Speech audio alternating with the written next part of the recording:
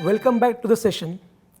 We would like to answer all the questions and queries pertaining to individual sector that came up during the presentation, where we took you briefly to the advantage and benefits of NPS. Presentation के दौरान आपने आपके questions हमें question sheet पर लिख के दिए थे, जिसे हमने कंसोलिडेट करके सेक्टर वाइज कैटेगराइज किया है, जिससे आपको समझने में आसानी होगी. For your better references, the questions will be also available on the screen.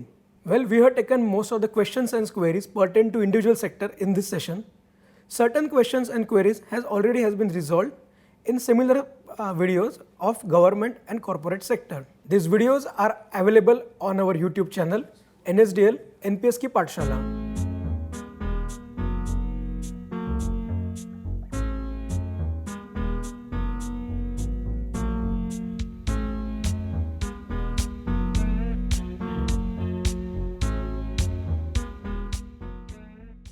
Rahul sir, can we start the question answer session? Yes please. Sir, ये पहला सवाल है. सब्सक्राइबर पूछते हैं, मैं सेंट्रल गवर्नमेंट में कार्यरत हूँ और ओल्ड पेंशन स्कीम के अंडर कवर्ड हूँ, तो क्या मैं भी एनपीएस का खाता एज ए इंडिविजुअल ओपन कर सकता हूँ, और अगर हाँ तो खोलने के लिए मुझे क्या करना होगा? From this question I assume that the subscriber who has raised this query, he has joined central government office prior to 2004. So those employees who have joined after January 2004, they are mandatorily covered under NPS. And Pratik, let me tell you, हमने जितना भी programme किया है, generally हमने ये observe किया है कि सेंट्रल गवर्नमेंट एम्प्लॉइज़ को ये धारणा है कि NPS जो 2004 के बाद ज्वाइन करते हैं उनके लिए ही एप्लीकेबल है, बट ऐसा नहीं है. Any individual can voluntarily register under NPS and can increase their saving, retirement saving corpus. ये इंडिविजुअल को उनके टैक्स बेनिफिट के लिए भी मदद करता है. बट एक चीज़ मैं बोलना चाहूँगा, since you have asked about central government employee, ये जो मैंडेटरी कवर्ड एम्प्लॉयज़ हैं और जो ओल्ड पेंशन स्कीम में, बेसिक डिफरेंस दोनों में यही है. बिकॉज जो मैंडेटरी कवर्ड हैं उसमें एक मैंडेटेड कंट्रीब्यूशन गवर्नमेंट का आता है, बट जो सेल्फ वॉलंटरी बेसिस पर कंट्रीब्यूशन करते हैं और जिन्होंने अकाउंट ओपन किया उनका वॉलंटरी कंट्रीब्यूशन सिर्फ आता है. अगर अकाउंट खोलने की बात करें तो ये बहुत ही सरल तरीका है. आप किसी भी पीओपी के पास जाकर अपना फिजिकल रिक्वेस्ट दे सकते हैं और हमारा ईएनपीएस वेबसाइट में भी आप जाकर के अपना अकाउंट को बहुत ईजीली अकाउंट ओपन कर सकते हैं. सर, मुझे लगता है इस जवाब के बाद काफ़ी एम्प्लॉयज़ जो ओल्ड पेंशन स्कीम में कवर्ड होते हैं वो अपना अकाउंट ज़रूर खोलेंगे. मुझे विश्वास है. सर, अगले क्वेश्चन की तरफ मुड़ते हैं. या सर, ये सवाल कंट्रीब्यूशन के रिगार्डिंग है.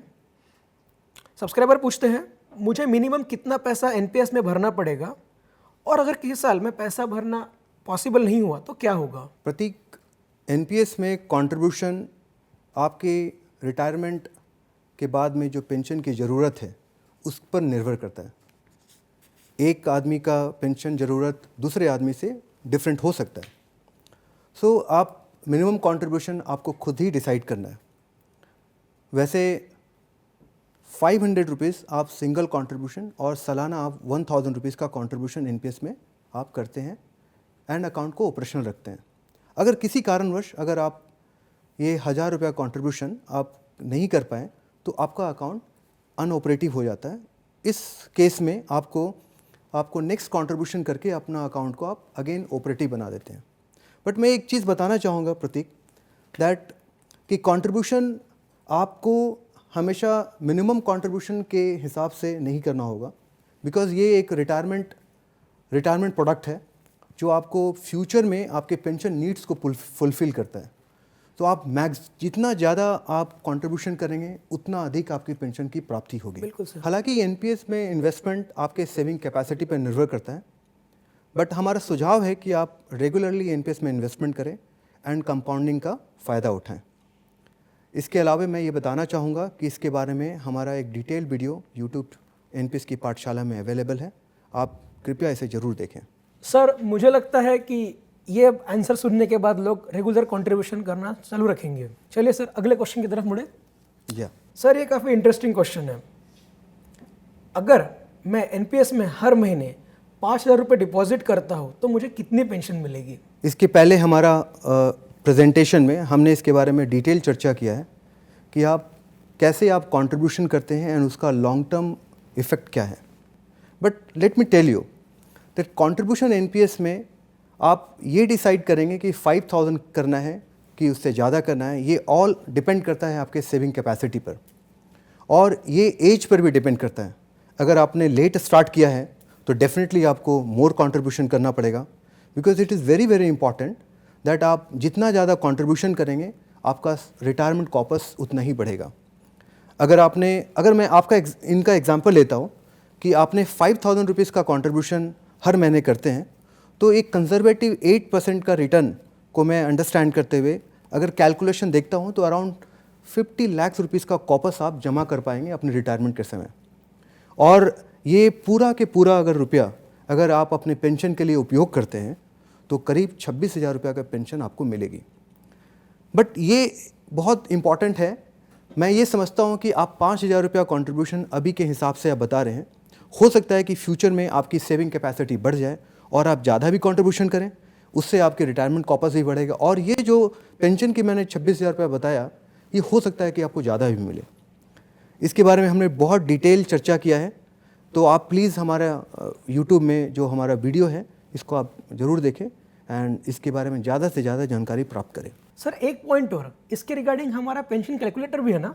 यह प्रतीक, इसमें एनपीएस ट्रस्ट ने एक पेंशन कैलकुलेटर भी उपलब्ध कराया है, जिससे आप अपने पेंशन के बारे में जानकारी प्राप्त कर सकते हैं। आप सिंपल आपकी जो सेविंग कैपेसिटी के हिसाब से आप अमाउंट डालिए एंड क्या पेंशन मिलेगा आपको उसके बारे में जानकारी लीजिए। ये आपको कैलकुलेटर आपको हेल्प करता है कि आप कितना ज़्यादा सेविंग करें और कितना एनपीएस में निवेश करें। सर चौथा क्वेश्चन है टैक्स बेनिफिट के रिगार्डिंग। सब्सक्राइबर पूछ रहे हैं क्या मुझे 50,000 रुपये के एडिशनल टैक्स बेनिफिट के लिए टियर 2 में पैसा जमा करना होगा? जैसा कि हमने अपने प्रेजेंटेशन में टियर 1 और टियर 2 के बारे में बताया, टियर 1 आपका रिटायरमेंट सेविंग अकाउंट है and tear 2 just like mutual fund एक एडिशनल अकाउंट आपको दिया गया है, जिसमें आप कभी भी अपने कंट्रीब्यूशन डिपॉजिट कर सकते हैं और विड्रॉल कर सकते हैं। आपको टैक्स बेनिफिट के बारे में अगर बात करूं तो जितनी भी टैक्स बेनिफिट्स हैं वो टियर 1 में अवेलेबल हैं। तो आपको 50,000 रुपये का एडिशनल टैक्स बेनिफिट के लिए आपको टियर 1 में इन्वेस्टमेंट करना होगा। हालांकि this does not undermine the importance of tier 2 account. बहुत सारी ज़रूरतें आपके लाइफ में होती हैं जिसके लिए आपको शॉर्ट टर्म प्लानिंग करनी होती है, जैसे बच्चों के एजुकेशन है और शॉर्ट ट्रिप विथ फैमिली और कोई फेस्टिवल्स के लिए एक्सपेंसेस। ये सारे शॉर्ट टर्म ज़रूरतों के लिए भी हमें प्लान करना बहुत ही ज़रूरी होता है। एंड एनपीएस एक ब्यूटीफुल प्रोडक्ट है जिसमें आपको इन शॉर्ट टर्म ज़रूरतों के लिए भी आपको एक एडिशनल फैसिलिटीज़ दिया गया है।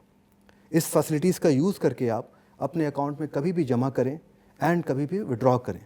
आप कभी भी अपने टियर 2 अकाउंट से टियर 1 अकाउंट में अपना पैसा को शिफ्ट कर सकते हैं एंड अपने टियर 1 अकाउंट का पेंशन कॉर्पस आप बहुत बढ़ा सकते हैं। ये आपको अधिक से अधिक पेंशन मिलने में मदद करेगा। हमने टियर 2 के बारे में जानकारी एक सेपरेट वीडियो में भी डिस्कस किया है, आप कृपया उसे ज़रूर देखें। इससे आपको अधिक से अधिक टियर 2 के बारे में जानकारी प्राप्त होगी। मुझे लगता है कि अभी लोग समझ गए होंगे कि उन्हें टियर 2 में ना पैसे भरते हुए टियर 1 में पैसे भरने पड़ेंगे एडिशनल टैक्स बेनिफिट के लिए। अगला सवाल, सर ये जो सवाल है ना ये हर प्रोग्राम में हमें पूछा जाता है। सब्सक्राइबर पूछ रहे हैं कि मैंने जहाँ से अकाउंट खुलवाया है वहाँ का पीओपी मुझे प्रॉपर सर्विसेज नहीं दे रहा है, तो क्या मैं अपना पीओपी चेंज कर सकता हूँ? हाँ बिल्कुल, एनपीएस में पीओपी एनपीएस सब्सक्राइबर के लिए फर्स्ट कॉन्टैक्ट पॉइंट है एंड पेंशन रेगुलेटर ने मोर देन 70 एंटिटीज़ जैसे बैंक्स हैं, नॉन बैंक्स हैं, उनको पीओपी के ऐसा सर्विस देने के लिए अपॉइंट किया है। आपको ये मैं बता दूं that more than 70,000 branches across country in POPs के अवेलेबल हैं जो आपको सर्विस देने के लिए हमेशा अवेलेबल हैं। बट अगर किसी कारणवश अगर आपको थोड़ी बेटर सर्विसेज के लिए पीओपी चेंज करना है तो हाँ बिल्कुल आप पीओपी चेंज कर सकते हैं।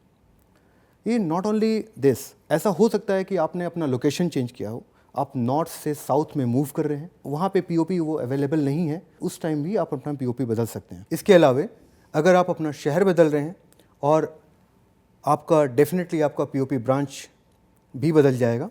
तो ऐसे में आप अपना पीओपी ब्रांच भी बदल सकते हैं। एक और बात बताना चाहूँगा, आपके पास ये भी एक सुविधा है कि आप अपना अकाउंट खुद से मैनेज कर सकते हैं। उसके लिए आपको अपना अकाउंट ENPS में शिफ्ट करना होगा। सर एक चीज़ और, अगर किसी सब्सक्राइबर को हम उसके एरिया में नियर बाय पीओपी आइडेंटिफाई करना है तो उसकी जानकारी हमारे वेबसाइट पर भी अवेलेबल है। सर ये अगला क्वेश्चन है, can I open only Tier 2 account?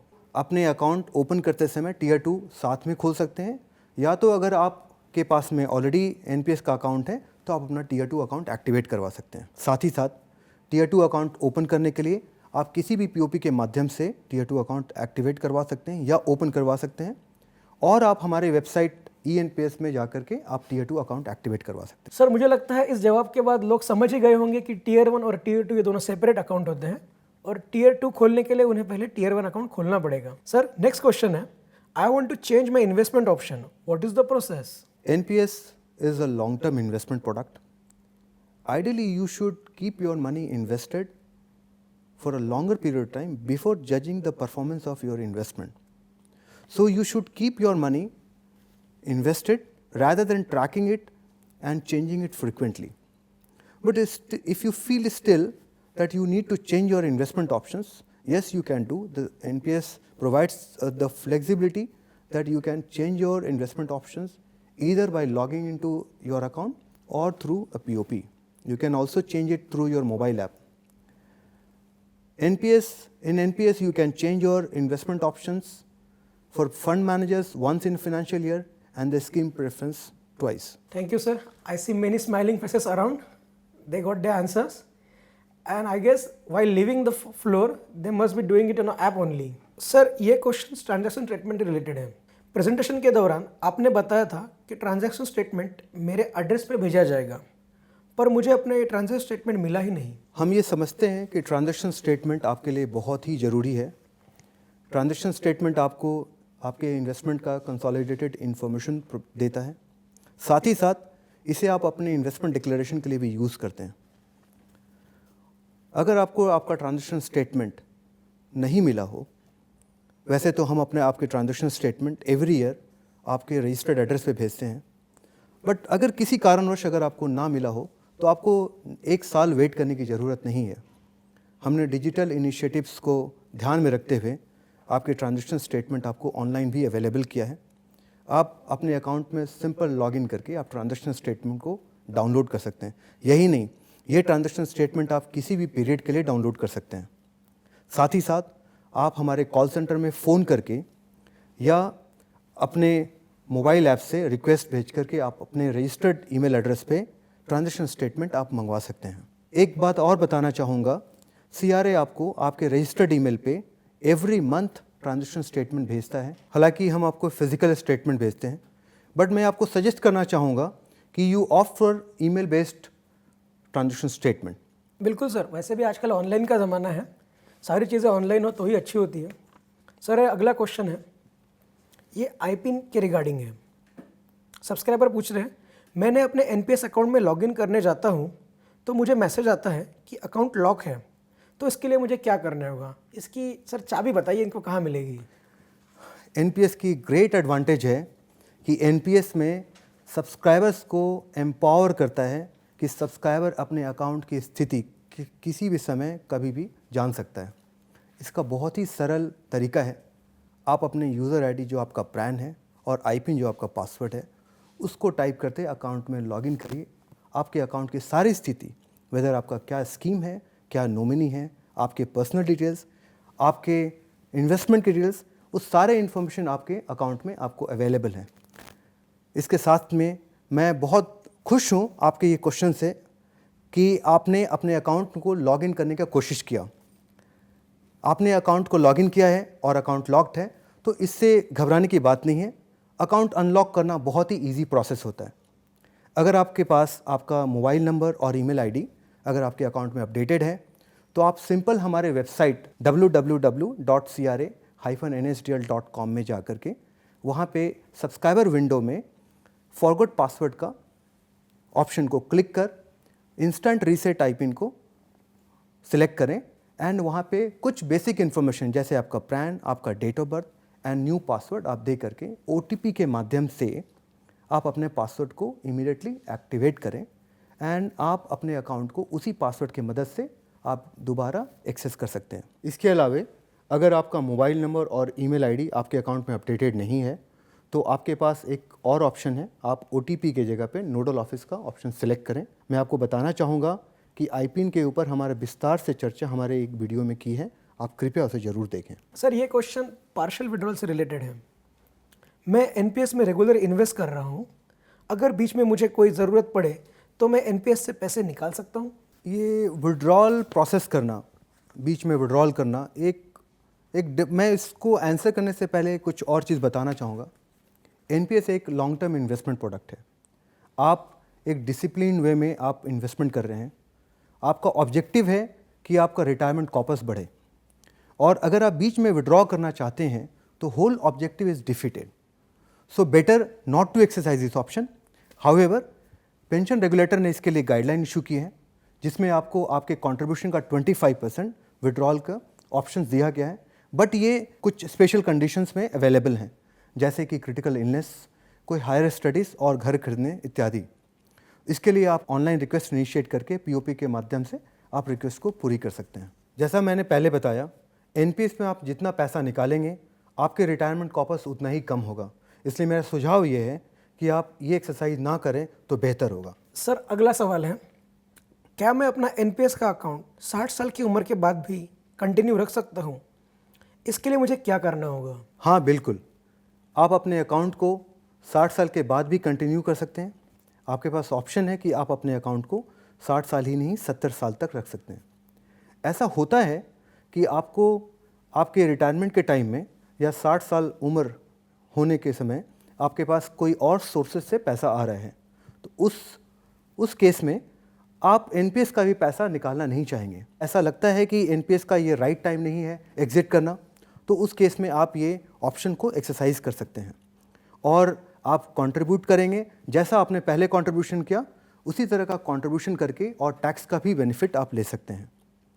ये ऑप्शन आपको रिटायरमेंट के 15 दिन पहले एक्सरसाइज करना पड़ता है और अपने POP से ऑथराइज करके आप इसको कंटिन्यू कर सकते हैं। इस बारे में अधिक जानकारी के लिए हमारा वीडियो आप ज़रूर देखें। सर एक आखिरी सवाल है, ये सवाल सर सबसे ज़रूरी सवाल है। सब्सक्राइबर जानना चाहते हैं, अगर मैं 60 साल का हो चुका हूँ और मैं एग्जिट करना चाहता हूँ तो मुझे पेंशन कैसे मिलेगी? NPS में पेंशन देने के लिए पेंशन रेगुलेटर ने कुछ इंश्योरेंस कंपनी को अपॉइंट किया है जिनको एन्युटी सर्विस प्रोवाइडर कहते हैं, यानी ASP। आपको आपके रिटायरमेंट के समय आपको विड्रॉल रिक्वेस्ट इनिशिएट करना पड़ता है। ये प्रक्रिया पूरी तरह ऑनलाइन है। आप चाहें तो आप POP के माध्यम से भी रिक्वेस्ट इनिशिएट करवा सकते हैं। विड्रॉल रिक्वेस्ट इनिशिएट करते समय कुछ चीज़ों को आपको इन्फॉर्मेशन देने होते हैं, जैसा कि आपका लमसम परसेंटेज, एन्युटी परसेंटेज, आपका चॉइस क्या हुआ ASP, आपका बैंक डिटेल्स, नॉमिनेशन एक्सेट्रास। जैसे ही ये रिक्वेस्ट प्रोसेस होता है आपका लमसम अमाउंट आपके बैंक अकाउंट में क्रेडिट हो जाता है एंड आपके चुने गए ASP को आपका डिटेल्स प्रोवाइड कर दिया जाता है। अब उसके बाद में जो प्रक्रिया होती है ये ASP और आपके बीच में होती है। तो ये प्रक्रिया जैसे ही पूरी होती है आपको पेंशन मिलना शुरू हो जाता है। तो इसलिए हमारा सुझाव है कि आप जैसे ही आपका विड्रॉल प्रोसेसिंग होता है आप जल्द से जल्द अपने ASP को कांटेक्ट करें एंड ये प्रक्रिया को पूरी करें जिससे आपको पेंशन मिलने में देरी ना हो। Thank you for listening to us patiently. We hope we answered all your questions in this session. If you still have any query, please visit our website and post your query. We will be very happy to answer all your queries. Thank you.